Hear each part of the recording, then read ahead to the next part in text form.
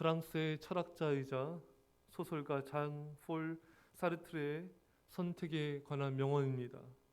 인생은 B와 D 사이의 C다. 그러니까 B, 베스와 D, 데스 사이의 C, 초이스란 말인 거죠. 인생은 태어날 때부터 죽을 때까지의 선택의 연속이라는 말인 것입니다. 여러분, 그렇습니다. 인생은 태어나서부터 죽을 때까지 끊임없이 선택하게 되고 그 선택의 결과로 인생이 결정이 되는 것입니다. 자, 그런데 그 선택 중에서도 특별히 어느 시점에서의 그 한 선택이 평생을 결정하게 되고 엄청난 영향을 끼치는 것을 보게 된 것입니다. 오늘 본문은 선택이 인생에 있어 얼마나 중요한지를 여실히 보여주고 있습니다. 아브람과 롯이 서로의 가축이 많아 함께 동거할 수가 없어서 새로운 지역으로 서로 떠나야만 했습니다. 롯은 어떤 지역을 선택합니까? 오늘 본문 10절에 보면은 롯은 소돔과 고모라 땅을 선택하게 되는데 그 말씀을 우리가 잘 들여다볼 필요가 있어요. 10절입니다. 시작. 이에 롯이 눈을 들어 요단 지역을 바라본즉 서해까지 온 땅에 물이 넉넉하니 여호와께서 소돔과 고모라를 멸하시기 전이었으므로 여호와의 동산 같고 애굽 땅과 같았더라. 아멘. 자, 여러분, 롯은 어떤 기준에 의해서 선택했습니까? 롯이 요단 지역을 바라본즉, 눈을 들어 요단 지역을 바라봤다.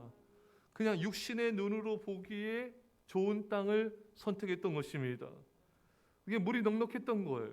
물이 넉넉해야지 여러분 농사도 잘 짓게 되고 경작도 잘 되게 되고 그래서 번창하고 잘 살 수 있기 때문에 선택했던 것뿐입니다.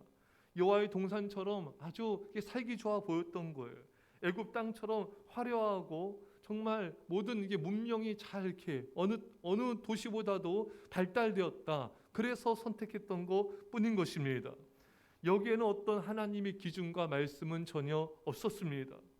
하나님의 말씀 없이 인도함 없이 그저 육신의 눈으로 바라본 대로 선택을 했던 것입니다. 하나님의 응답 없이 선택하여 움직이는 것만큼 위험한 것은 없습니다. 결국 이 선택으로 말미암아 롯은 심판받는 소돔과 고모라 땅으로 그 위험한 지역으로 들어가게 되었던 것입니다. 이에 비해서 아브라함은 어떻습니까? 오늘 보면 14절입니다. 시작. 롯이 아브라함을 떠난 후에 여호와께서 아브라함에게 이르시되 너는 눈을 들어 너 있는 곳에서 북쪽과 남쪽 그리고 동쪽과 서쪽을 바라보라. 아브라함이 동서남북을 바라봤어요. 근데 그냥 바라본 게 아니에요. 육신의 눈으로 바라본 게 아니에요. 하나님의 말씀을 따라서 바라보았습니다. 하나님의 음성에 순종해서 바라봤던 것입니다. 롯은 육신의 눈으로 바라봤지만 이 아브라함은 믿음의 눈으로 바라보았던 것입니다. 여러분, 또 18절을 봅시다. 18절 시작. 이에 아브라함이 장막을 옮겨 헤브론에 있는 마므레 상스리 숲에 이르러 거주하며 거기서 여호와를 위하여 제단을 쌓았더라. 아멘. 자, 여러분, 아브라함은 말씀을 따라 바라보았고 또 말씀을 따라서 이동하였고 거주하였고 거기서 하나님 앞에 제단을 쌓고 예배를 드렸던 것입니다. 사랑하는 성도 여러분, 롯은 애굽처럼 화려한 도시를 바라보았지만 그 뒤에 하나님의 심판을 보지 못하였습니다. 이에 반해 아브라함은 말씀 안에서 앞으로 주어질 후손을 바라보았고 하나님의 영원한 도성을 바라보았던 것입니다. 여러분, 롯이 바라보았던 것은 눈에 보이는 육적인 것이었습니다. 그러나 아브라함이 바라봤던 것은 말씀을 따른 하나님의 유혹과 하나님의 약속하신 땅과 후손들을 바라보았던 것입니다. 사랑하는 성도 여러분, 이것은 엄청난 차이인 것입니다. 아브라함은 하나님이 보여주신 땅, 하나님이 약속하신 후손, 하나님의 제단을 바라보면서 하나님을 찾았고 이동하며 선택을 했던 것입니다. 하나님의 말씀 따라 움직였기에 복의 근원이 되었고 믿음의 조상이 되었습니다. 하지만 롯은 자신의 선택으로 소돔과 고모라 성에 내리는 유황불 심판을 보게 되었던 것입니다. 여러분, 참 이 한 선택이 얼마나 이 중요한지를 우리는 보게 된 것입니다. 롯이 소돔과 고모라 땅으로 가자 했을 때 롯의 아내는 말렸어야 했습니다. 왜? 롯의 선택 기준이 잘못되었던 것이죠. 그저 물이 넉넉하고 여호와의 동산 같고 애굽 땅처럼 그냥 살기 좋은 땅, 이런 전혀 신앙적인 기준이 없는 육신의 선택을 하였기 때문에 그는 망하였던 것입니다. 오늘날로 따지면은 그냥 교통 좋고 학군 좋고 살기 편하고 그런 것을 그냥 인간적인 기준으로 선택을 했던 것입니다. 그렇게 롯의 아내는 롯에게 여보, 우리 먼저 하나님을 더 예배할 수 있는, 신앙생활 잘할 수 있는 그런 기준으로 선택합시다. 아브라함과 함께 하나님을 예배하며 신앙생활 잘합시다. 단호하게 말렸어야 했습니다. 그러나 롯의 아내는 그렇게 하지 않았습니다. 그 결과 롯의 아내는 소금 기둥이 되어 죽었습니다. 그 롯의 선택의 영향력은 자녀로 하여금 소돔과 고모라 땅에서 신앙을 다 잃어버리게 만들었고 타락하게 만들었습니다. 아버지와 근친상간하는 그런 기회를 제공했던 것입니다. 또 아버지와 근친상간에 낳은 그 자녀들은 암몬과 모압이 되어서 하나님을 대적하고 하나님의 백성 이스라엘 백성들을 괴롭히다가 결국 하나님의 심판받는 민족이 되었던 것입니다. 자, 여러분 봅시다. 그 롯의 선택은요, 롯의 평생을 결정하게 되었습니다. 또 롯의 아내의 운명을 결정하게 되었습니다. 롯의 선택은 거기서 끝나지 않고 자녀들의 인생에도 엄청난 악영향을 끼쳤고 또 그 자녀들 통한 암몬과 후손, 심판받는 후손을 만들게 된 거죠. 결국 롯의 선택이 후손을 결정하는 엄청난 영향을 끼쳤던 것입니다.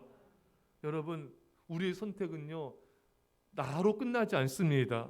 내 선택은 내 아내, 내 남편, 내 자녀, 내 후손에게도 결정적인 영향을 끼치는 것입니다. 나의 선택은 나의 평생을 결정하고 후손을 결정하는 것입니다. 롯의 아내는 단호하게 말렸어야 돼요. 그래도 남편이 생각해서 고른 지역인데 저렇게 우리 가족을 위해 애쓰고 수고하는데 남편의 말을 따라주고 내가 또 기도 살려주고 남편의 권위도 아이들 앞에서 높여주고 그게 좋은 게 좋은 거지. 그런 인간적인 생각을 하였던 것입니다. 사랑하는 성도 여러분, 우리는 이 하나님의 메시지를 우리 마음속에 새겨야 됩니다.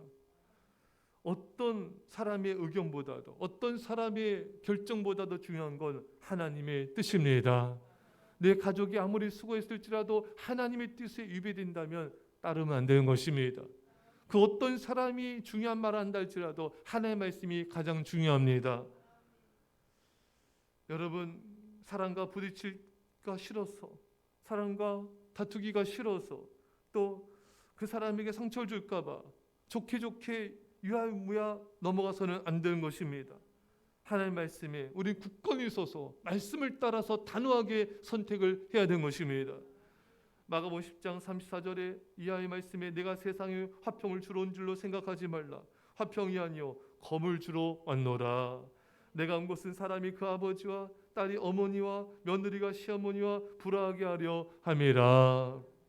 예수님이 이 땅에 오신 것은 물론 평화를 주러 오셨죠. 그런데 불화하려고, 시어머니와 딸이 불화하도록, 며느리와 시어머니가 불화하도록, 아버지와 딸이 불화하도록, 이렇게 불화하도록 오셨다는 이 말씀은 하나님의 말씀을 쫓다 보면, 믿음을 지키다 보면은 가족과 사랑하는 가족들과 가까운 사람과 부딪힐 수 있다는 것, 불화할 수 있다는 말씀인 것입니다. 사랑과의 불화가 두려워서 하나님의 뜻을 저버리게 되면 롯의 꼴을 당하게 되는 것입니다. 때로 하나님의 뜻을 쫓다가 사랑과 부딪히더라도 우리는 끝까지 하나님 편에 서서 하나님의 뜻을 쫓아야 되는 것입니다. 그것이 결국 나와 주변 모든 사람들, 불화했던 사람까지도 다 살게 만들고 결국 화평으로 이르게 하는 것입니다.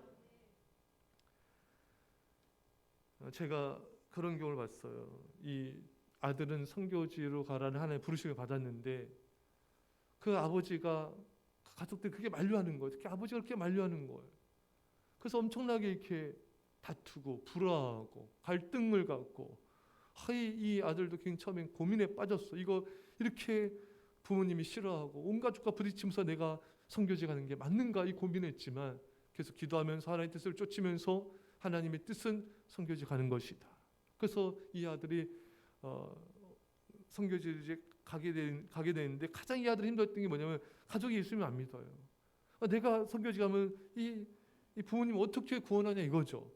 이런 것이 굉장히 힘들게 만들었지만 하나님은 가라.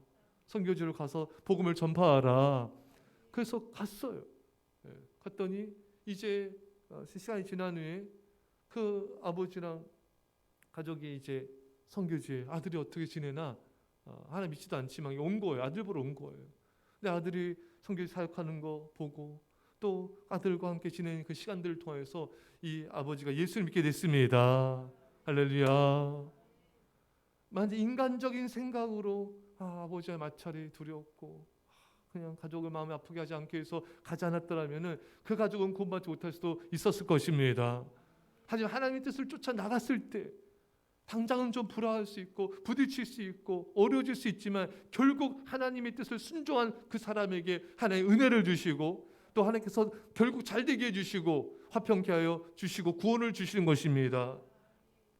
사랑하는 여러분, 때로는 냉정해 보일지라도 하나님 편에 서서 하나님 말씀을 따라가야 됩니다.